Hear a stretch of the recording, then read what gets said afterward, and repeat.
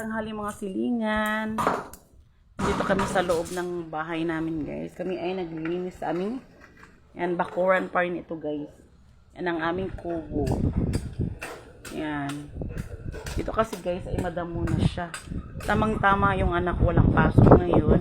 Ngayong hapon kasi nga half day lang yung pasok nila. Kasi sobradong mainit ngayon. Kaya yan. Tutulungan tayo ng aking anak.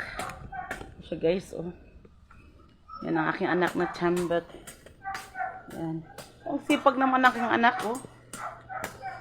Mababawasan na talaga ang bawasan ang yung ano niya na. Yung belbel na. Na. Yan. Hello. Hello. Ang wala sa mood ng aking Junakis ah. Dali. Kasi ako doon ako naglinis kanina. Oh. Tapos ngayon, ikaw naman dyan ah. No. No. Yan pala ay aming kamuting kahoy guys. Tsaka mayroon kami dito. May sili. Yan. Mayroon talbos ng kamuti. Ito yung papaya namin guys. Oh. Wow. Papaya. Bilog na bilog yung bunga niya guys.